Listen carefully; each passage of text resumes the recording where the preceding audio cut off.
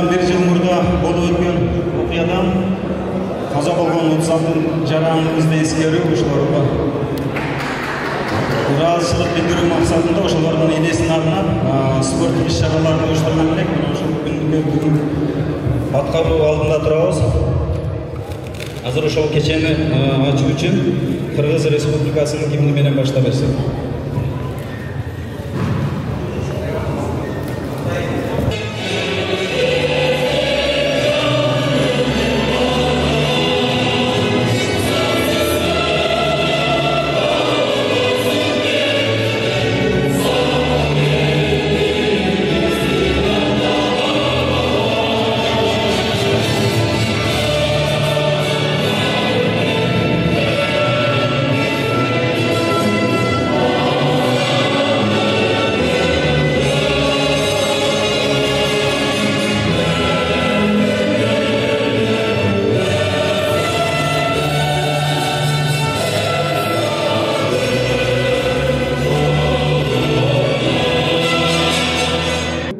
Баткен Өргізар қоғамының мұндан бір жыл алдын өтіп кеткен Қырғыз-Тәжік шекарасындағы қоғаланған өтіп кеткен 36 жаранымыздың жарқын елесіне арналған спорттық иш-шараға барыңыздарды қош келіпсіздер демекшіміз.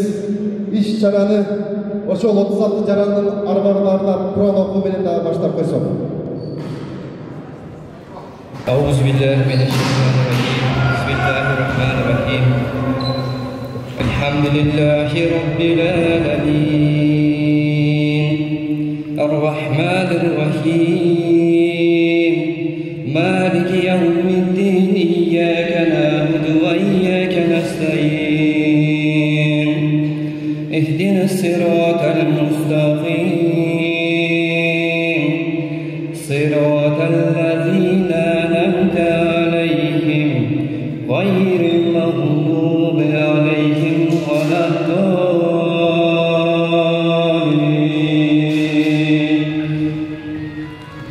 بسم الله الرحمن الرحيم شهد الله أنه لا إله إلا هو الملائكة وأولو العلم بالقسط لا إله إلا هو العزيز الحكيم إن الدين عند الله الإسلام قل اللهم مالك ушул өткөн мусулман бир туугандарыбыздын үй бүлөсүнө ырыскы, керекке, ыйман, хидаят эки дүйнө бактылуулукту каалайбыз. Жана ушул жерде турган мусулман бир туугандарыбызга дагы ыйман алып кетебиз. Асмандан түшкөн, жерден чыккан барекеттүү жастардан Аллахым баарыбызды сактасын. Кайсы максат менен келген болсок, Аллахым ошол максатка жеткирип, ата-энебизге, бир туугандарыбызга, эли жерибизге аман-эсен жакшы жеткилайбы. Роббана атина фид дунья хасана ва фил ахирати хасана ва кина азабаннар рахматика я. Рахмат. Бул иш-чараларыбызды бизден Кыргыз Республикасынын президентинин Баткен областындагы ыйгарым укуктуу өкүлү Абдикерим Алибаев Карбекович коштоп келип отурат. Ошо ачылуу кечесин губернаторибизге берип койсок, уруксат берип койсок.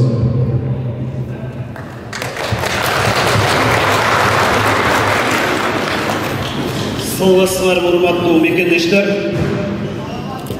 урматтуу жердештер, туугандар. Ушул жылдын март айынын аягында биздин Баткен областынын администрациясынан Москва шаарындагы Баткен Өргүзар коомунан жакшы бир сунуш келип түшүп калды.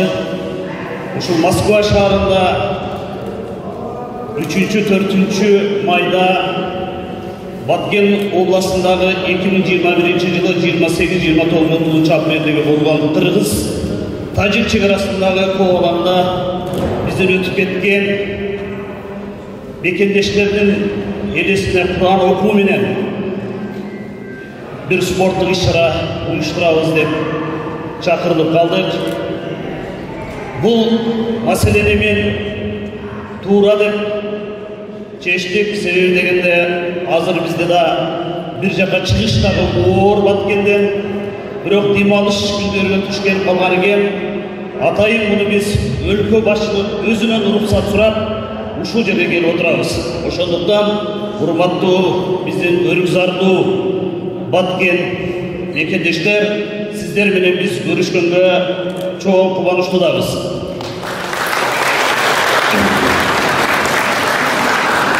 Биз Москва шаарына иш сапарга албетте жалгыз келгенибиз жок. Мени менен кошо Баткен шаарынын мэри Бурханов Имамазар Абазович келди. Андан тышкары ошо чакыруу катта биздин Баткен областындагы кыргыз-тажик чекарасындагы жайгашкан оор айыл өкмөттөрдүн башчыларын дагы чакырылган. Баткен районунун Аксай айыл өкмөтүнүн башчысы Сабиров Алимбек келип отургандарга, Нейрек районунун Кулунда айыл өкмөтүнүн башчысы Өскөнбай Каримович,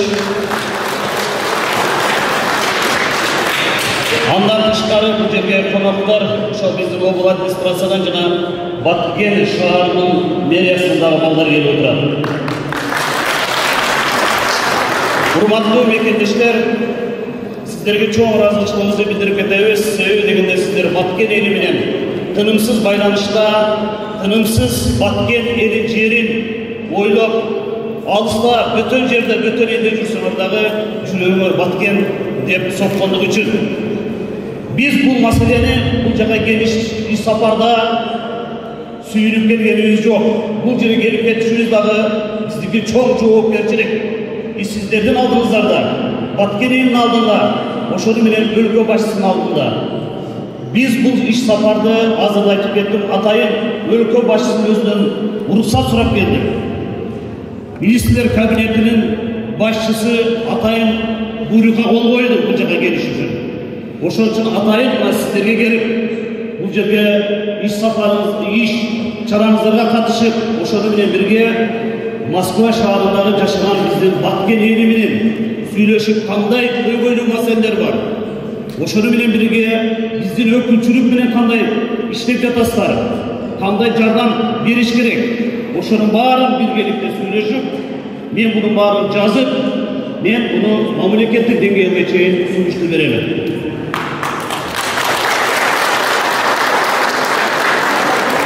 Урматтуу мекендештер, сиздерге дагы бир жолу чоң ыраазычылыгыбызды билдирип кетебиз.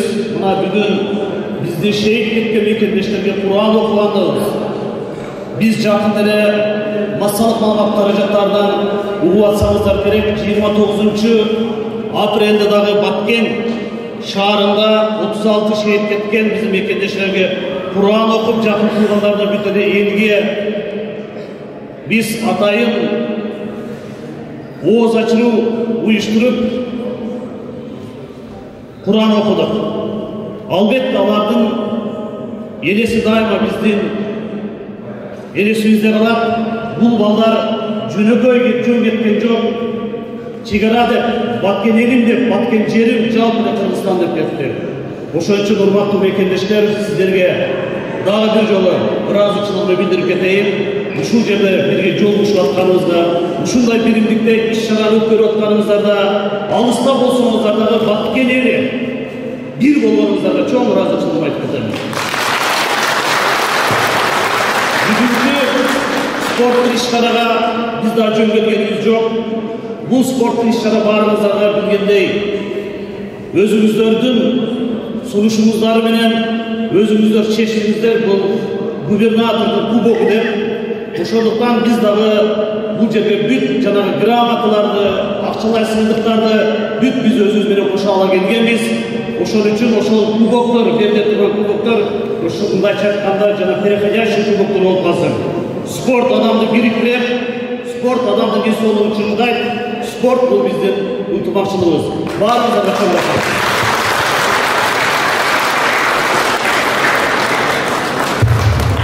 Чоң рахмат. Мындабесе сөзгө жайгындагы ушул биздин келген Баткен шаарынын мэриси Бурханов Имамазар Абазовичке берип койсок. Саламатсыздарбы, урматтуу жерлештерим, мекендештерим, бул жерде турган уул-кыздар, баардыгыңыздарды бүгүнкү иш-чарабыз менен куттуктап кетейин. Өткөн кармаган орозуңуздар Алла Таала кабыл кылган болсун. Бүтүн жерде, бүтүн элде ушундай иш-чара уюштурган ушул уюштуруу тобуна ыраазычылык билдирип кетебиз. Өрүздар тобуна сиздерге биз Баткен шаарынан, Баткен элинин жанынан салам айтып келем. Баардыгыңыздарга ушул иш-чарадан ийгиликтерди каалап кетем. Сиздерге биздин алыстан келип сиздерди көрүп кетиш үчүн ошону биздин президенттин өкүлү Абдикарим Карабекович уюштуруп бизди алып келди. Бул кишинин кылган иш-иштерин баардыгыңарга белгилүү көрүп турасыздар. Баткен шаарынын өркүндөрүндө өз салымын өтө чоң кошуп жүрөт. Выездный кабинеттин заседанияларын уюштурат, форумдарды уюштуруп, Баткенге өркүндө жолуна түшүрүп, өзүңүздөр кошкон салымы көп. Сиздердин алдыңызда ушул ишке аралашып кетебиз. Ушул бүгүнкү иш-чарада 36 батырыбызга арналган иш-чаранын көңүл өткөзүүнү биздин президентибиз урматтуу Кадырбеков каза болгон жигиттерибизге арнап өзүнүн демилгеси менен 36 күндү бүтүрүп киргизип койду. Ошол балдарды аз да болсо ошого жардам болсун деп. Бүгүнкү иш-чарада сиздердин баардыгыңарга күчтүү эле жеңсин. Бул спорт, бул адамга ден соолук, ийгилик алып келет. Дайыма барбаңыздар. Себеби спорттук иш-чара бул ынтымакты, биримдикти алып келет. Дагы бир жолу ишиңиздерге ийгилик. Бар болуңуздар. Рахмат.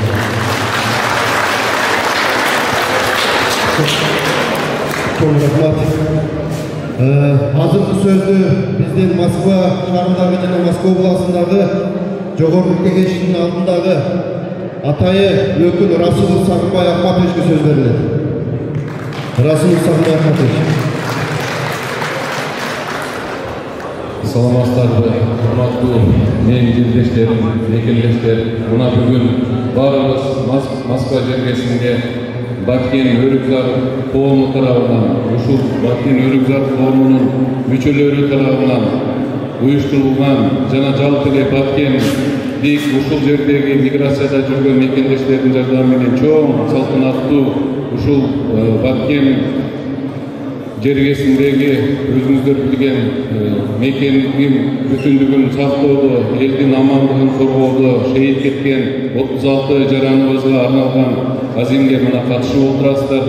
Мен сиздердин баарыңыздарга ушул бүгүнкү салтанаттуу кечеге ушул губернаторубуздун кубогуна спорттук мелдешке катышып ушул жерде турганыңыздарга өзүмдүн атымдан жана миграция кеңештин атынан ыраазычылыгымды, рахматымды айтам.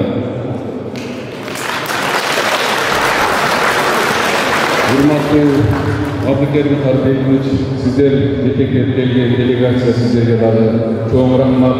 Биздин көйгөйүбүздү түшүнүп, ушул жерде биздин мекендештер менен жолугуп, ушул Москва жергесиндеги ар бир коомдун ушул убакта элибизге, мекенибизге кошкон салымдарын эске алып, ыраазычылыгыңыздарды, рахматыңыздарды айтып, мына жерде ушундай чоң кубокту оюн уюштуруп берип, катышып берип жатасыздар. Сиздерге дагы бир жолу чоң рахмат. İşlerinizde ilgili urmаттуу туугандар, бөтөн элде, бөтөн жерде жүрөткөнбүз.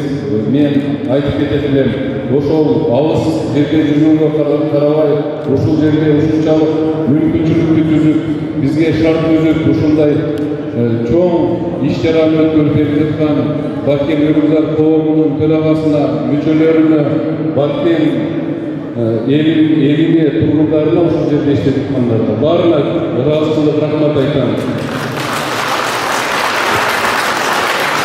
Жана ошондой эле ушул иш-чараны баштаарда ушул Баткен Өрүзак коомунун төрагасы менен макулдашып, ушул иш-чараны мүмкүн болушунча жакшы өткөрөлү деп ушул балага жардам берип, ушул Баткен областындагы район шаардын төрагалары, Лейлек коомунун төрагасы, Эл биримдиги коомунун төрагасы, Кызыл Сыя коомунун төрагасы, Кадамчай коомунун төрагасы, Сүрүктүү коомунун төрагасы ушул балдардын баарына да ыласын рахмат айтам. Алтын убактыларын кетирип, мына ушул жерде ушул биздин иш-чараны жакшына кылып өткөргөнгө аракет кылып жатат. Иш-чарабыз кечээ башталган, бүгүн уланып жатат, эртең дагы бар. Буюрса ушул баштаган иш-чарабызды жакшы жогорку деңгээлде өткөргөнгө аракет кылабыз.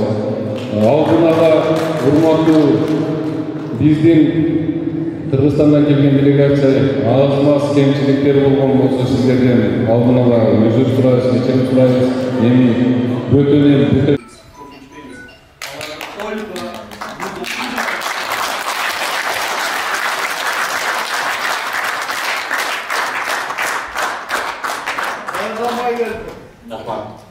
урматтуу жыйын катышуулары, регламентти сактайлы.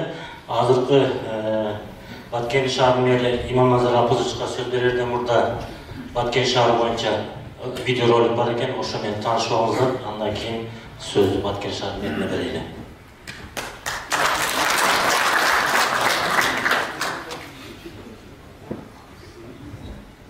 Кошкон салымыңыздар өтө зор, өтө чоң. Мына пандемия учурунда кечеги чек арада болгон кайгылуу окуялардан сиздерден биздин Баткен облусуна жардам катары түшкөн акчаларын жана Абикен Карбекович айтып кетти. Баткен шаарынын Москва шаарындагы мигранттарына деле 21 миллион сом акча түштү. Сиздерге таасим рахмат. Сиздерди мен Кыргызстандын патриоттору деп ойлойм.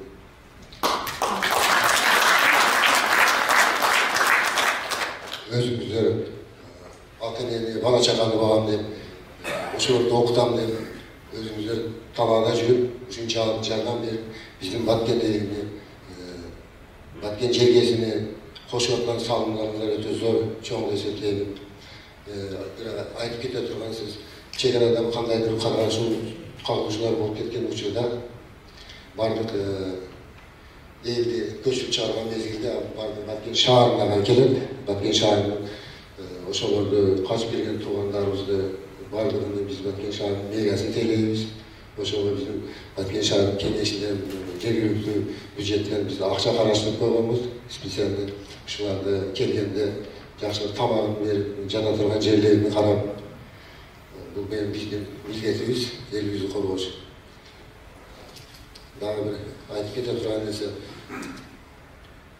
Баткен шаарынын тарыхында өлкөбүздүн сырттан убактылуу эмгектенип жүрген эмгек мигранттары тарабынан уюштуруп жаткан иш-чарага биринчи жолу биз катышып отурабыз. Мекендештерибиздин алыста калган ата-энесине, үй-бүлөсүнө жана жакындарына жардам берүү менен мекенибиздин өсмөнү үчүн зор салымын кошуп жатканын белгилеп айтып кетем.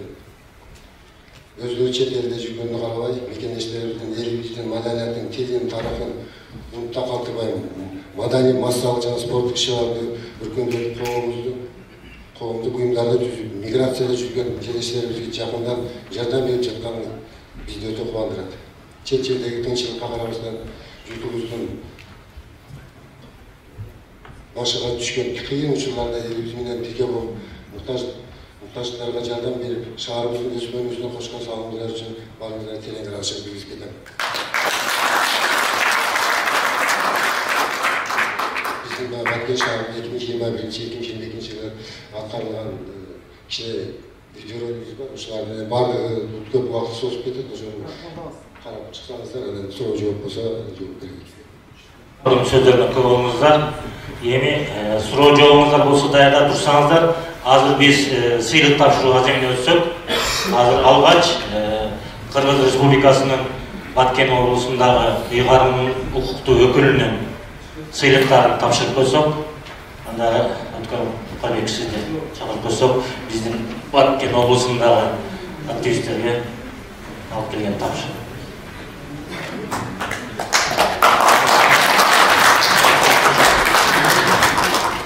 мен айтарым, қымбатты мекендештер, азыр Иман Назар Абразович сіздерге маалымат берді, Баткен шаһары бойынша. Biz anca söylüştüğümüz ülkemizde hazır planlaştırıldı. Cenab-ı 500 milyonun içinden biz Batken şaharını akça bölüyoruz. Batken şaharı hiç kaçınamadı. Birisi de benim için. Senin uşağın ortasında pazar var. Pazarda alıp çıkandan iyi bana oyunu bilir. Oşanlıktan biz bunu söyleşi otlamız birbirine. Batken şaharın 3-4 bay adam var. Baylaşıp tutulur. Şia baylaşıp. Oturakta kalmam. Çıkarmayı teşkiler. Onun için az oldu biz biraz anı biz bunda çeç almadık mı? Biz az yer bölüp verdim ya biraz kaç hektar dedim? 15 hektar yerge zamanba pazar kuravuz, müstücavlar, Alcır'da canastayankaları olur, başkanası olur, asfaltası olur, asfalt, buz şapkası olur, başına gelip pazarda bugün de ört boğusuzluğuna da çoğu vermeyin. Bugün de cenabada sanitar epidemический havalıdağına da çoğu vermeyin. Bu şurada cevaptır, bu şurada çıkarağız degen maksatımız var. Ana gibi bulursa şahar getir bu.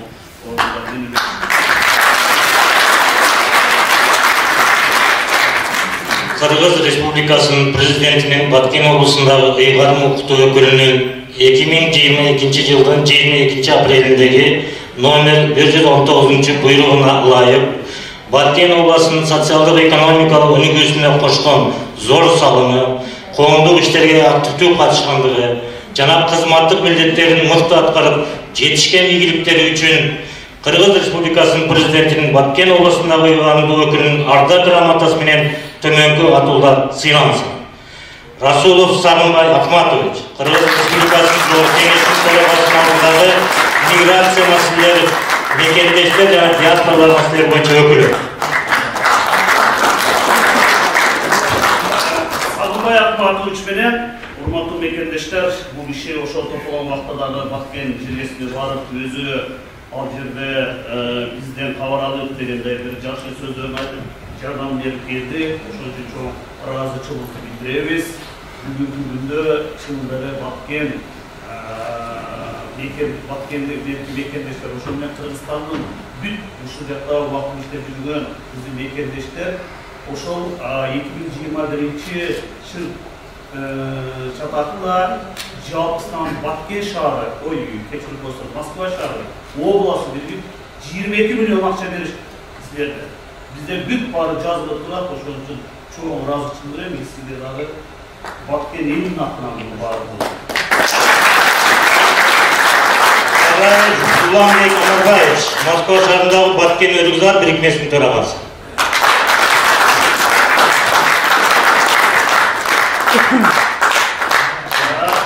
Москва шаарында да только чоңдор айтпайсыз да.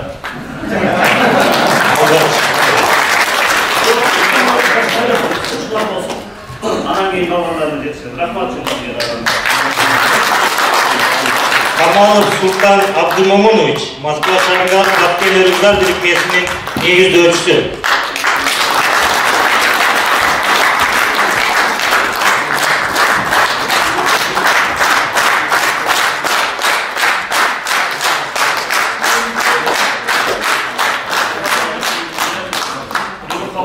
Ушундай шарт болуп калды, мындай жолугушуудагы мындай тарыхта боло бербейт. Бирок чоң жумуш жасапсыз. Эгер Баткен Өргүзар коомун сиз уюштурсаңыз, бул өтө чоң нерсе болчу. Себеби азыр туган чогуу болбой турган учурда, сиз Баткен элин чогултуңуз. Ошон үчүн ыраазычылык билдиребиз. Бурбанов Начимбай Абдраимович, Москва шаарындагы Баткен Өргүзар коомдук бирикмесинин мүчөсү.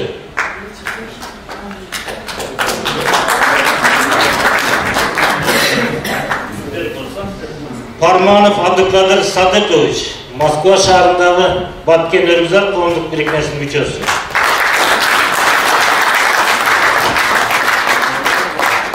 Ергешова Монускан, Баткен шаарындагы Баткен Өргүзар коомдук бирикмесинин аялдар кеңешинин төрагасы.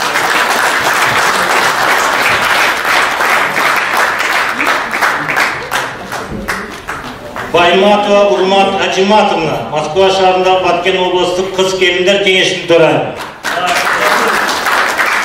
Ece'ye iki söz ayıp ketmesem olmayı. Ece'nin güçlülüğün, Ece'nin kıyımlığın benim farkımdan biri koymuş.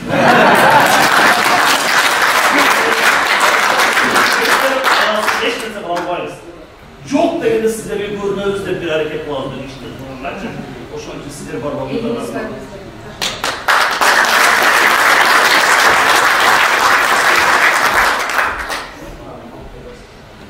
Baymatova Urmat Acımatovna. Özünüzde bir koyuyorsunlar ha? Rajapova Narsıkhan, Moskva şehrinde Batken rayonunun Kız Gelinler Kengesi'nin törayının orunbaşarı. Hazır sizler de geçirsiniz. Kız Gelinlerin farklı işçilerin, meslek işçilerin halklarında iş alıp barada da hazır. Şonluktan tura düşünüyorsunuz. Şakirova Tamira Payizimna. Alda kızımız hazır işçilerin üstünde işte vatat. Şakirov Timobay İslamidinoviç. Alda kişi Tabaldieva Nurcamal Taşdemirovna, Salam Medya'nın Rusya Federasyonu Moskva şehrindeki atayıp kabakçısı.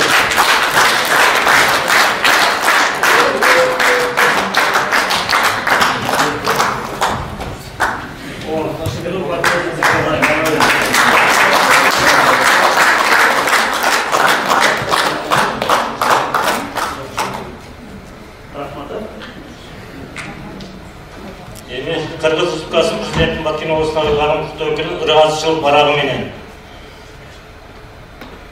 Kızılkaya şaharı, qo'mduk birikmesi.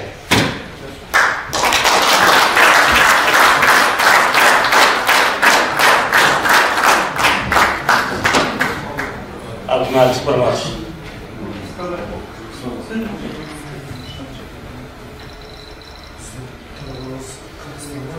Batken Örgüzar qo'mduk birikmesi.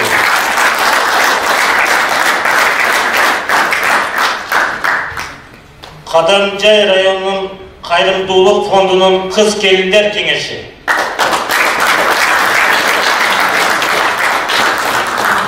Qadamjaydan müracaat musallık qo'yinglar, fonddan kelgan bo'lsa. Topshirib qo'yasizlar. Batken rayonunun Kız Gelinler Kengesi.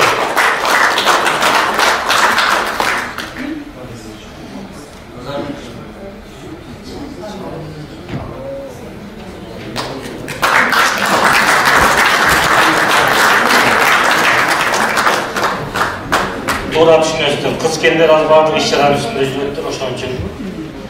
Lenin rayonu Kız Gelinler Kengesi.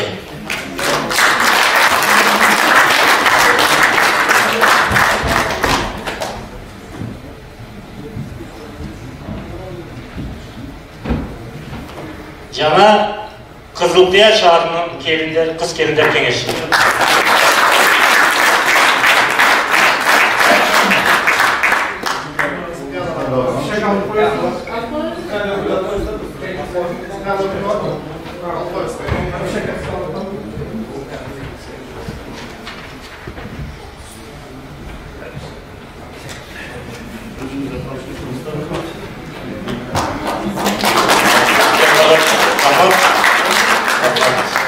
Seviyorlar olsun.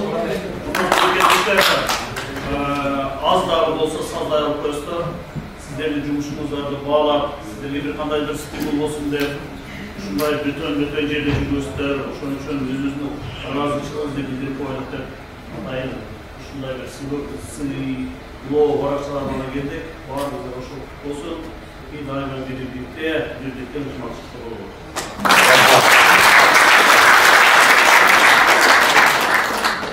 Batken Oblastlığı Batken şehir meriyasının 2022 yılın 28 aprelindeki toptamına layık Rusya Federasyası'nın Moskva şehrindeki migrantlardan tüzülgen Batken Örgüzar Qo'munun aldığında Batken şehri qo'munun birikmesinin tömönki müçelerini, Batken şehrinin sosyallık ekonomikалық жақтан өнігішіне қосқан zor sağımları, pandemiya şartında canı çegaralaş аймақтардағы жерлерде Баткен eline материалдық, моралдық қолдау көрсөткөндүгү үчүн Баткен шаарынын мэриясынын ардак грамотасы менен төмөнкү атуулар сыйлансын. Абдрахманов Тайырбек Абдиманапович.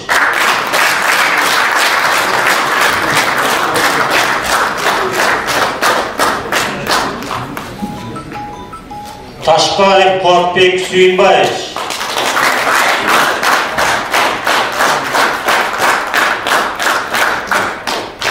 Тағайбекова Назик Зайдикиновна.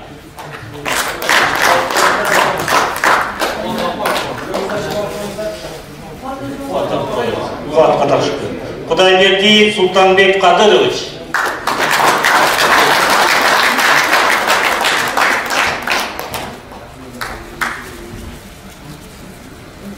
Ошондой эле Баткен шаар мэриясынын ыраазычылык баракчасы менен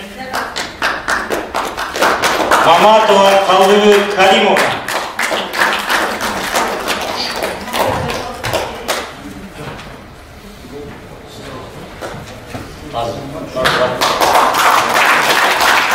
Абалдиева Нуржамал Таштемировна.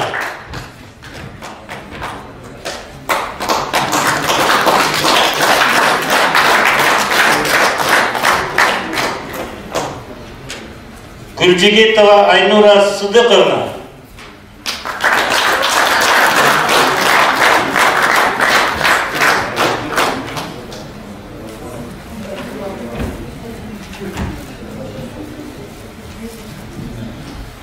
Бердиев Каныбек Абдипаттаевич.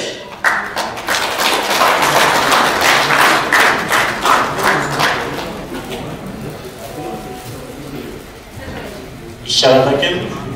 Kapar Fanarbay Tacıbayeviç.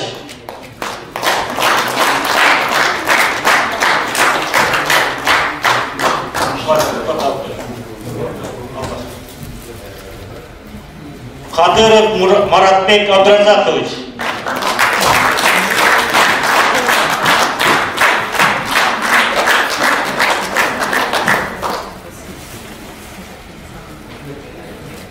Шакирова Дамира Паизовна.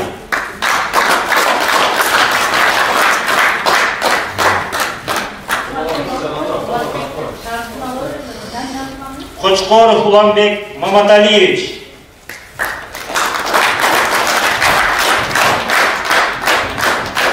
Кыдыралиев Уланбек Кыдыралиевич.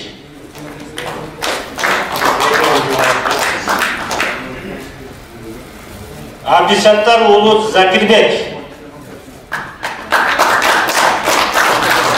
Матраимов Кулмахамад Матраимович.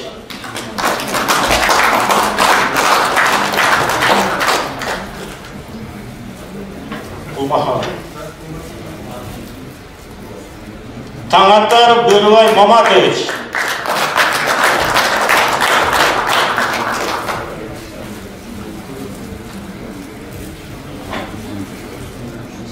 Өрікзар Бапкен. Еркектер командасы.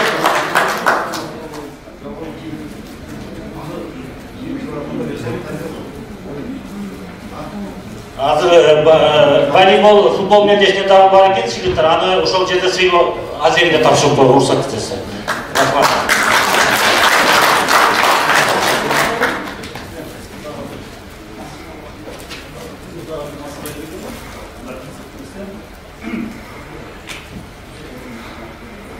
Урматтуу мекендештер, Конокбаева Венера барбы? Караңыздар. Конокбаева Венера. Сизби келиңиздер?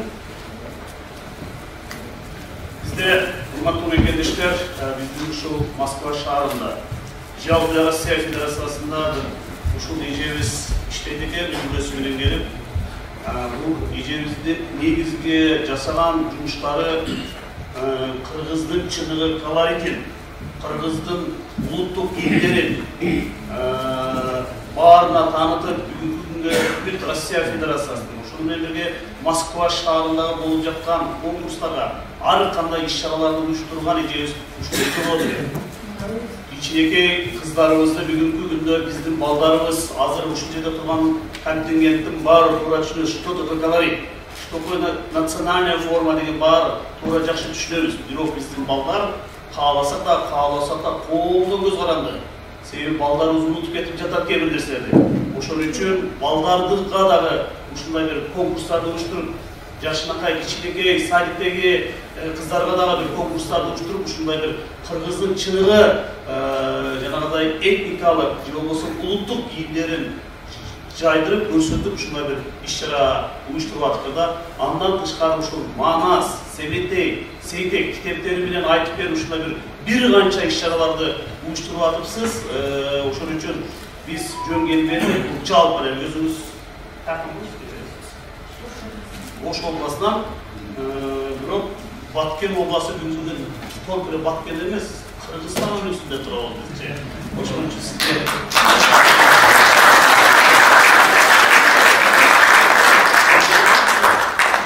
Манас бул жан китеп, сиз түшүнүүңүз аябай жакшы бар экен бул боюнча. Себеби Сейтекте дагы эч бир сиңиришпейт. Жерге бар.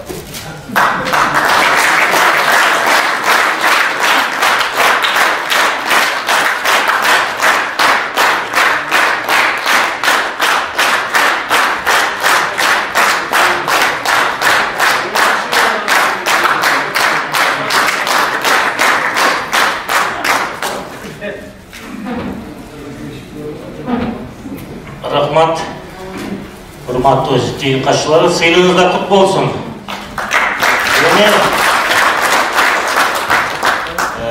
Регламент башында сүйлөшүп алгандай, регламент боюнча өзүңүздөр күбө болдуңуздар, коноктордун сөздөрүнө кандай сөзүңүздөр, сурооңуздар болсо берсеңиздер болот.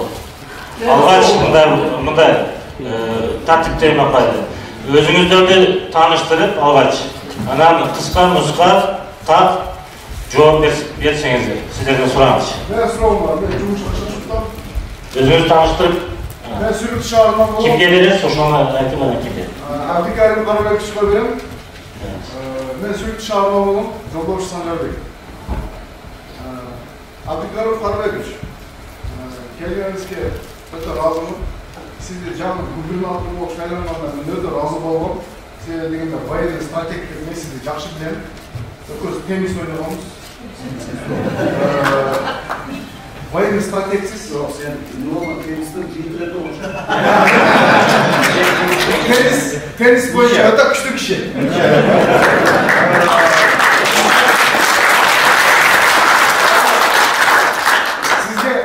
Сизге баягы мана суроолорум эгер жазып алсаңыз, бардыгына жооп берсеңиз, мен өтө канаат алам. Эл да канаат алат. Сиздин бир проектиңиз бар. Лейлек районунда туулган метрикеси менен мектеп окуучулары былтыркы жылы Суворовский военный училищега без конкурса бюджетке алынат деп кылдыңыз, проект жаздыңыз, чыгардыңыз. Ошол жерде менин азыр балдарым окуп атат, айшууларым окуп атат, инилерим окуп атат, ага мен тазим этем. Эми ушуга биздер что биздин билим берүү жагын өрчүндөтүш үчүн сиз азыр өзгөчө статус алдыңыз Баткен областында. Сиз ар бир айылдан Кыргыз Республикасындагы болгон университеттерге 5тен окуучу мугалимдик кыла турган. Англис тилинен, орус тилинен, математикадан, азыр, например, тарых мугалими географиядан да берип атат, физика мугалими математикадан да берип атат. Баягы бөлүшүп атат да, бир эле мугалим 3-4 соок предметтен берип атат да. Ошон үчүн 5тен окуучуну бюджетке именно губернатордун буйругу проектиси деп туруп, и алар менен контракт түзүп 10 жыл ошол окууду бүтүп келгенден кийин 10 жыл ошол мектепке иштеп бериш.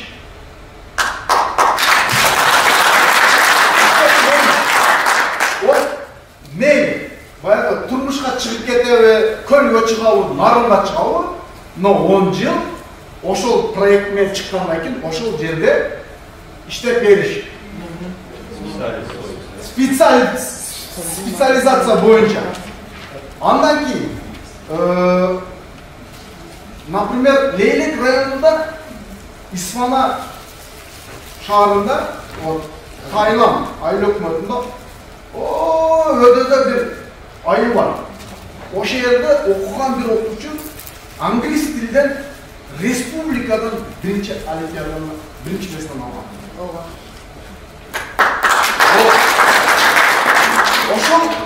O okuyucunu dayardagan muğalimge например, şehirden çıksa 1000 son premiya. Облыстан çıksa 2000 son premiya. Respublikadan çıksa anın aylığına nadbafka. Bu muğalimlerine stimul. Motivasiya olur. Bir okuyucunu dayardaş mı? Sebebi degende hazır atını bildegenler, atını жазалбагандар zavochna Moskvada işlep, zavochna barıp turup işlep muğalimlik kılıda bizde жақсы kadr çıkmay da Leylek rayonundan и Баткен областынан негізі.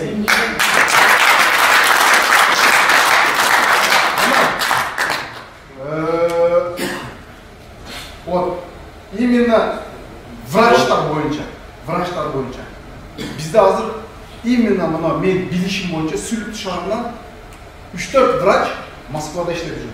Гражданство алып жакта тұрып жүр. Ал күчтүү врачтар мен билишим бойынша менен 2 жаш улуу адамдар, 3 жаш улуу адамдар, бирок күчтүү врачтар. Келечекте ошол Сүлүктүдөн, Самаркандектен, Баткенден, Актатырдан ар бир жерден бирден, экиден окуучу 12 класста бүткөндөрдү губернатордун проекти менен мединститутка, например, азыр бизде именно Сүлүктүн эле айтып кетейин, терапевт УЗИ да карайт, лорду да карайт, окулистиктин да карайт. Баягы мен правага экзамен тапшырып, баягы эме кылганда, баягы кол койдурганда, терапевт окулисттин да колун коюп турат, лордукун да коюп турат, терапевттин да коюп турат. Не үчүн ар бир адам өзүнүн врач өзүнүн эмесинде кадр жок. Ошолорго тоже окуду бүткөндөн кийин 10 жыл Сүлүктүдөн чыктыңбы, Сүлүктүгө 10 жыл иштеп бересиң деген контракт. Эгер ошол контрактты бузса, диплом жараксыз деген чечим чыгарабыз. Вот бир ошондой лазейкасын эми сиз өтө грамотный адамсыз. Мен билем сиздичи.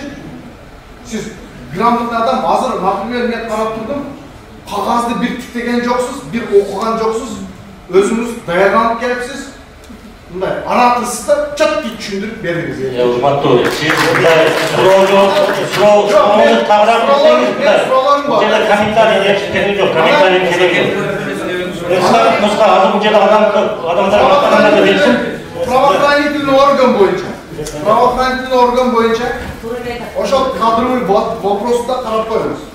Например, кээ мастар, здоровый мастарды кечине бир милиция барып кармай элбейт, бечарачы. Же бир сүдүрөп кете элбейт. Ошо кадровый вопроскадан өтө көңүл буруштучу, физически подготовленный, грамотный адамды коюшту. Бу жерде баягы мен билишим боюнча факта койгондор, акчасы барлар начальник болуп отуруп, алтын жаза албайт.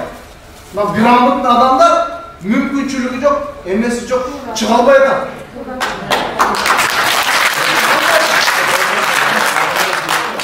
Рахмат, жооп берсиңиз.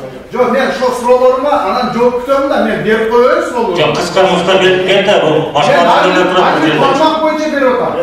Билим берүү боюнча берип атам. Правоохранительный. Жок, комментарий беришке кереги жок. Кыска муска суроолор бериш керек. Башка адамдардан күтүп. Урматтуу жыйынга катышуучулары, бул жерде Санжар мырза эмоцияга алынды, башка болду, бирок өтө туура суроо да.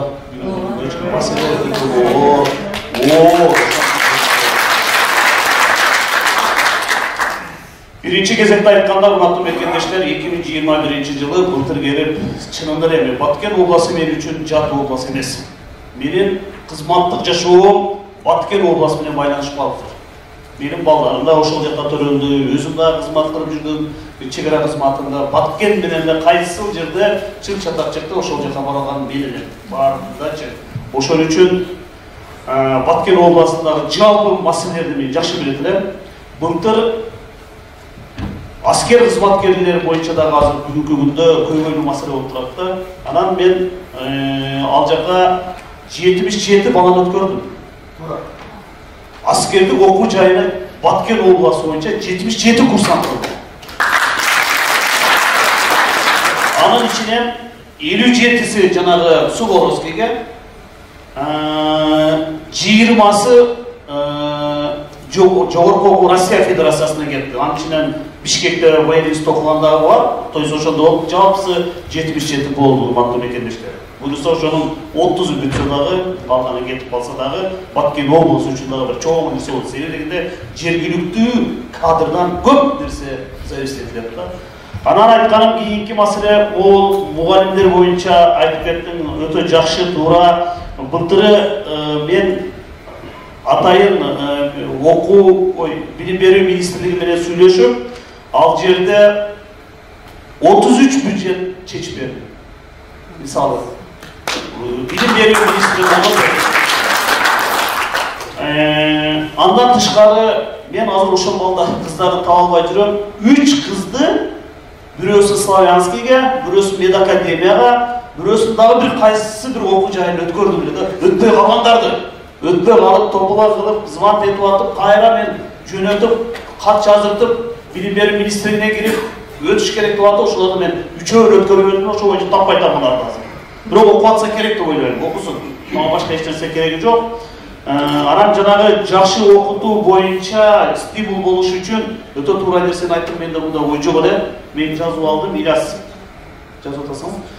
Барып туруп, буну мен азыр ойлонуп туруп, буну биз ишке ашырабыз. Жакшы нерсе. Жакшы бул. Анан могу врач, медсулуу жанагыдай медперсонал боюнча бүгүнкү күндө биздин областта проблема бар. Медучилище биз ачабыз деп жатабыз. Бул өзүбүздүн проектте бар. Буюрса ачпаса мындай кенен бир жакшы жумуштар болот бул боюнча. Ошон үчүн сага чоң рахмат. Суроом өтө маанилүү, бүгүнкү күндө аябай актуалдуу.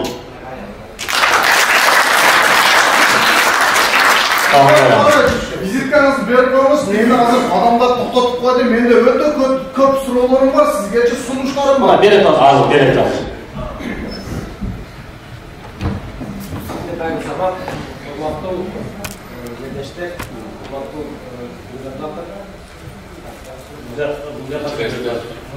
жерлештер, урматтуу бүгүнкү ушул чоң салтанаттуу иш-чарага катышып отурган мен жерлештерим, мекендештерим, туугандарым, урматтуу Кыргыз Республикасынын президентинин Баткен областындагы атайын ыйгарымдуу өкүлү Абдикерим Карбекович мына чоң делегацияны жетектеп Москва жергесине келип отурасыздар.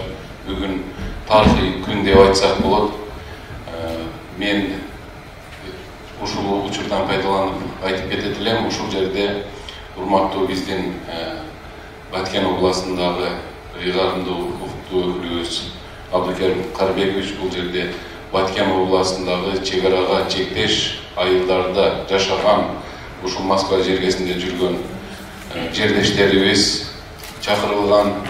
Ошондой эле жалпы Баткен областындагы ошол көйгөйдү өтө жакындан билген ар бир коомдун активдүү лидерлери, активисттери чакырылган. Бардык ушул жерде иштеп жаткан баткендик туугандарды чогултуп шарт түзгөнгө мүмкүнчүлүк чынында айтканда болбоду. Себеби бөтөн жерде, бөтөн элде мындай чоң залдарды дагы алган, шарт түзүш бир топ кыйынчылыктарга турду бүгүнкү күнү.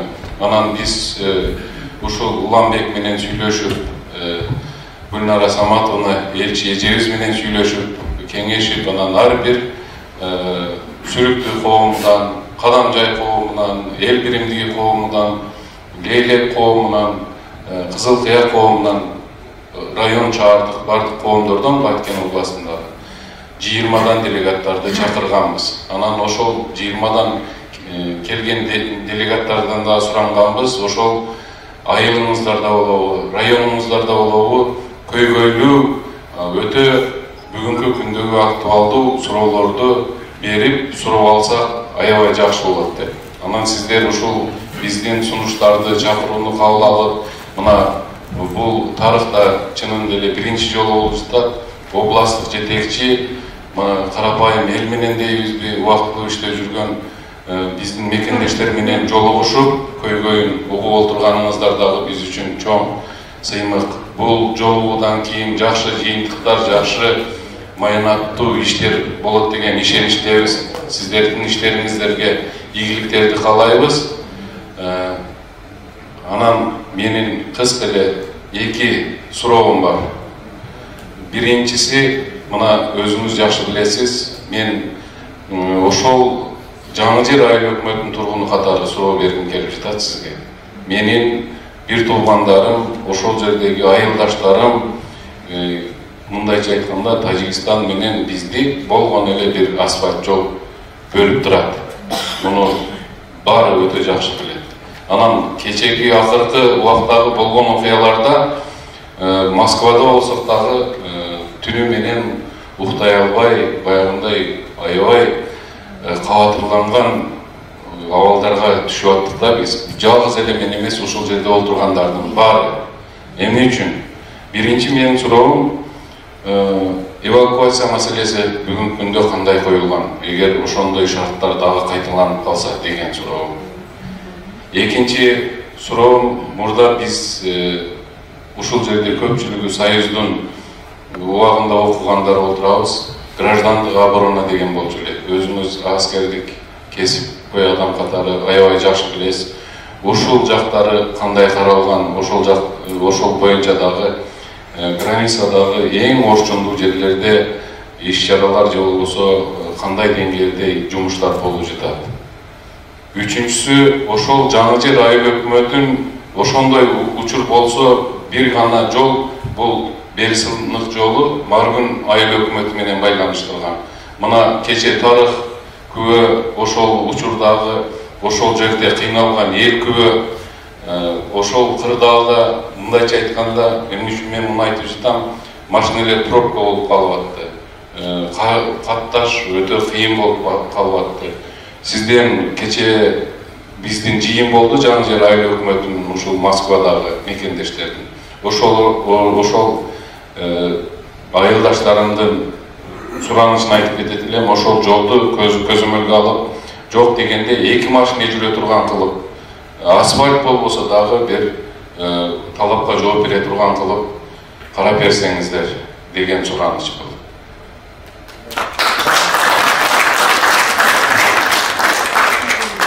Кыскача жооп берейин да, азыр эгерде айтып отурса, көбөйүп кетет. Туура. Эвакуация маселе бүт Баткен областында, бүгүнкү күндө Баткен жана Нилик районун айтып кетейин, Кыргыз-Тажик чекарасында маселе болуп турат да. Туура. Бүт баарын билип, эмне болуп атса, ал жакта сиздер бул жакта көзөмөлгө алып турасыздар. Эвакуация боюнча азыр биз тапшырмаларды болгонбуз, учениялар болуп, өрттө ал жака МЧСтен барышкан. Өткөндө мен мына 12 апрелдеги өзүм барып ошол жакта түнөм, ошол жакта болдум Жаңы Жерде. Ал жакта 150 литр бензин, то есть солярка койгон экен, просто аны колдоно шалбаптыр да, ошол убактачы. Азыр бул боюнча бул жерде жумуш ошол эле жердеги айыл өкмөттөрүнүн, жергиликтүү бийликтердин жана МЧСтин жумушта бул боюнча аябай катуу тапшырма коюп, азыр бүт айылдарда ушул боюнча ишти алып барып атат. Анан бул жол Маргун Жаңы Жер боюнча кече туура айттыңыз, ал жакта бир-эки машина токтоп калган, пробка болуп кетти. Ошол күндөрү биз Маргун Жаңы Жер жолун чоңойтабыз азыр. 29 апрель күнү мен министрлер транспорт менен ошол жерде сүйлөшүп туруп, себеби мен элге барганда ошол маселени көтөрдүм, өзүбүз дагы көрдүк да, мен ошол жерде түнү жолугушуу өткөрдүк, тажиктер менен көрүп билип турдук. Биз буйруса Маргун Жаңы Жер жолун кеңейтебиз. Тез арада ичинде. Бүгүнкү күндө уже иштеп атса керек азырча. Сөзсүз түрдө көзөмөлгө алам. Салбакчан, Асылбек. Адам жайынан коргон айылын кытыдап. Жана суу жөнүндө жакшы маселени айттыңыз. Дарыялар боюнча. Биз илгери акайыктын маалда кара кыштак боз каналы башталган бүткөн эмес калды. Ушулдагы баягы сиз айткан проекттерге кирдири жок. Ошол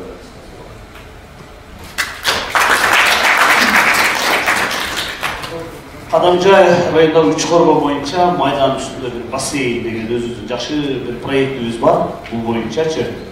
Ал жака биз өткөндө дагы Кадамжай районунун акими Кутбиден Абдрахманов Шакиров пландаштырган бул боюнча сөзсүз түрдө ал жака бир курулат. Бул бассейн кызылган расширение болсо бул жак кызылкан укатчы суу барат. Ал маселе болот, сөзсүз түрдө болот. Булга каралган азыр проект бар бул боюнча мен билемин. Дальше бизде бүгүнкү күндө 3 кордун жанагы майдандан келген суу маркастын жанагы айырбаска чейин келтирген бир проект. Ошол үчүн сөз түрдө каралат. Абдыкарим Карбаев, дагы шашылыш боюнча эки суроо бар. Чекара боюнча и Катыран жери боюнча. Алтын боюнча. Чегара боюнча Тажикстан бизди тяжелый альтернативамен постоянно уруп атат, бизден ответ болбойбу. Ошол кандай биздин жарандар ушинтип качып, жабыркап жүрө береби. Анан экинчи суроо. Катыран эли ушунча алтын боюнча карама каршылык. Мен Катырандын тургуну болом, өзүчө туулган жерим ошо эл. Вот чыгып атат, вот адамдар соттолуп атат, камалып атат. Мен эжем камалып чыктычы. Onun gelecekte balası SMB bolam deşi mümkün, Finpol bolam deşi mümkün, Milisa bolam deşi, apan судимli dese Bolgar var, gelecek onun kariyeri öyle. Alar yemli olur geleceği. O eğer altın kazanımız dese, anda yerge düşündürüp aytış gerek. Kasılat demiş. Olmasa anda yerge, Milisa ne günü o etti? Milisa'nı caman görgen Milisa. Sen bizde kaldı. Cevapta var. Birinci masala boyunca urmаттуу мекендештер, аскер күчү боюнча же болбосо чек ара коопсуздугу боюнча мен сиздерге айтып коеюн.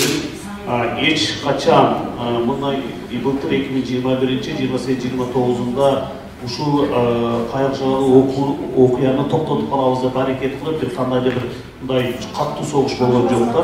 Эми бир жагынан бул дагы өтө туура деп ойлоймун. Себеби дегенде бүгүн биз бир soğuşlar dayanamamız için başka bir bu jamon nerse soğuştun bunun ayağın последствиясын bilişimiz gerek mümkün.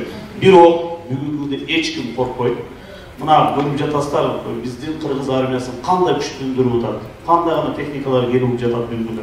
Бирок биздин президентибиз айтты, бизге 1 сантиметр дагы жер кереги жок, бирок бербейбиз, эгер берсе каттуу жооп болот деп. Ошондон ошол менин жообум сага берилет. Екінші Катыран боюнча мен билемин, жакшынакай болуп буну жазбай тургулачы. Эркектер аркасынан убактын астына урматтуу жыйын катчылар, баардыгыңыздардын сурооңуздарды кыска нуска берсеңиздер жетишебиз. Баардыгыңыздарга беребиз. Азыр Салам медианын кабарчысы шашаттыр, ошого берели Нуржамал Табалдиева. Анан баардыгыңыздарга беребиз. Кыска нуска бериңиздер, баардыгыбыз жетишип калайлы. Hazır, şaşırttır hazır. Vardı şaşırır kendine göre. Hazır veriyorlar. Vaktimiz var hazır, tuttururlar. Bir yarım saat vakit var, gidelim. Sana diasporanın öyle adamlar sabırlar, işte sabır kurşunlar. Çıkarttırırlar. Az veriyorlar. Сурооңузду бериңиз, Нуржамал. Сурооңузду бериңиз. Туугандар, мен волейболго кечип атам, баарыңыздар билесиздер, мен ушул эшик астындагы Кыргыз спорт комитетинин ишкербиз. Ал жакта волейбол болуп ташашып. Менин суроом кыска эле, Рахат Ачылов айткандай, профессор Кылычбек Эжебаев айтып кеткен.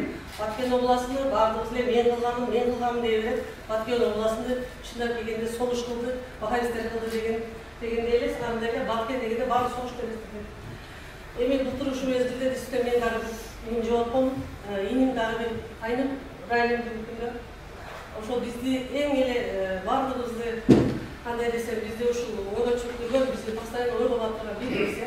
Бүгүнкү күнү дагы деле тажиктер провокация кылып турат, тийишип турат. Ушул согуш токтойбу, кайталанбайбы, кепилдик барбы, биз тынч бул жакта иштеп, көңүлүбүз ток, элибизге кетсек болду деген суроо бар. Кепилдик барбы, кайсы ушуну айтып койсоңуз, көңүлүбүз тынчтайбыз.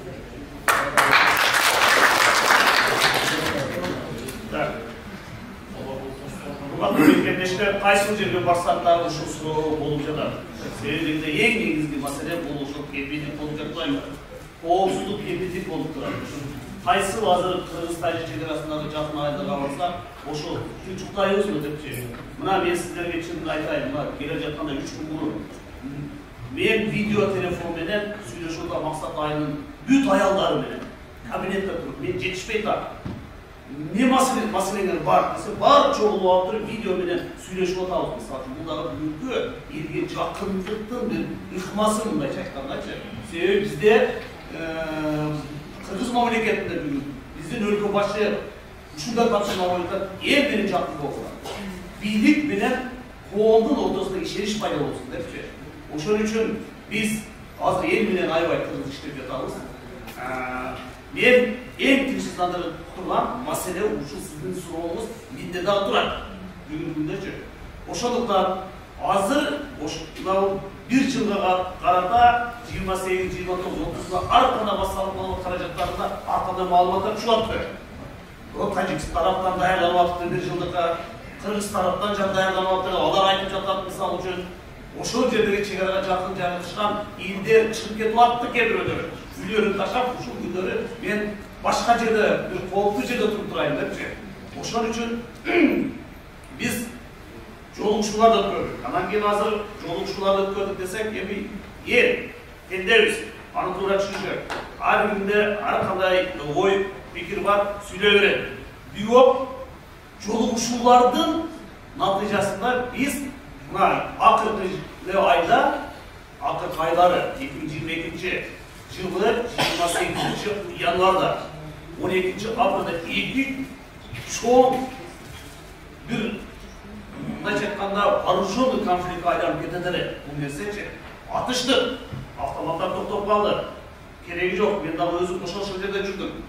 Минометтор менен чоң бир мындай тяжелый артиллерия менен бирибиз менен согушуп аттык. Бирок проблема бүгүнкү күндө Баткенде билип жатат, ошол көп таш кумшөк көктөрү мына жакта Аксай тарапта бар, Бакай, ошол жерлер бар. Бирок чечилген. Азыркы акыркы жылуу ысык жаңылыктарды мен сиздерге айтып кетсем, кичине жанданды сүйлөшүүлөр. Себеби жанагы атайын өкмөттө түзүлгөн комиссия бир убакта токтоп калды. Себеби жылга калып атты, жөн эле барат. Жыйынтык жок. Келишет, жыйынтык жок. Анан токтотуп коюшту биздин жетекчилер. Анан акыры сүйлөшүп туруп, азыр Кыргыз конгресси, кыргыз аксакалдары менен жакшылык жамандыгы үзүп, ошолор мага суроо берет да, сен Баткенден Оралга келген. Hiç болбосо канча метр тапталган жер болсо, ушул маселени силер көтөргүлө дейт Баткендиктер. Биз колдоп берейик. Şu yerге немени стойканы коюп, экскаваторду жалдапты, сатып алыппыз. Азыр границаны тактабасаңар, силердин ушуңар барыша албайт дейт. Азыр Лейлек районунда Тажикстан менен канча километр граница такталды, канчасы такталды дейт. Шуга так маалымат бере аласызбы? Биринчи суроом. Экинчи суроом, пенсия жөнүндө. Мен 5 жылдан бери официально иштеп атам. Кече тапшырык аркандан кийин бүт закондор чыгыптыр. Бул 21 январда 20 жылы полный закон указ токтон күчүгө кирген. Бирок РВП албасаңар пенсияңарды оформлять этпейбиз деди Кыргызстан граждандерге. Шуга посольстводан кимден мындай жооп күтөбүз, шуга так маалымат берип койсоңуздар. Мен полный тапшырдым документ. 84-жылдан бери электрогазасы башкы болуп иштейм. Анан Москвада иштеп атканыма 5 жыл болду, официальный трудовой договор бүт бардык документин туруп, пенсионный фондко барсам, РВП болбосо мен биз силерге неме кыла албайбыз деген жооп алдым. Шуга так маалыматты профсоюз комитетиге группаларга неме кылып койсоңуздар, анан ушул границанын эгерде мүмкүнчүлүк болсо чечилген жерге уруксат берсеңиз, ушул кыргыз коомчулугун мисалы мен Kırgız bilimdi, Kırgız Kongresi menин жакшылыктарда, жамандыктарда бирге отурам. Олар мага өтө суроо берип мени козгойт да. Кантип силер сактап каласыңар Баткенди? Шуну нерсеңер биз дагы жардам кылабыз. Мигранттар бүт бардыгы да жардам бериш үчүн Кыргызстанга. Şu границаны көрсөтсөңүздөр, экскаватор дем сатып алып, bir Pörkalar Tanjik Rolka menen toktotmasa Tacikistan menen Kırgızstanды вообще чечип болбойт маселесин. Себеби 84-жылдан союздарга акча менен кунду колхозда сварщик болуп иштегенмин. Бүт границалар көзүмө ушундай уктасам түшүп өтүп көрүнүп турат. Азыр мен билгенден кээ бир жерлер 10 километр, кээ бир жерлер 20 километр жылга. Тажикстандан Кыргызстанга кирген. Карым Ташбалтаев деген председатель эди мен колхозго иштегенимде. Азыр шол границаларды элестетсем канча кыргыздын туылган жерин топурак алдым дейт. Кетип атат жерлерибиз.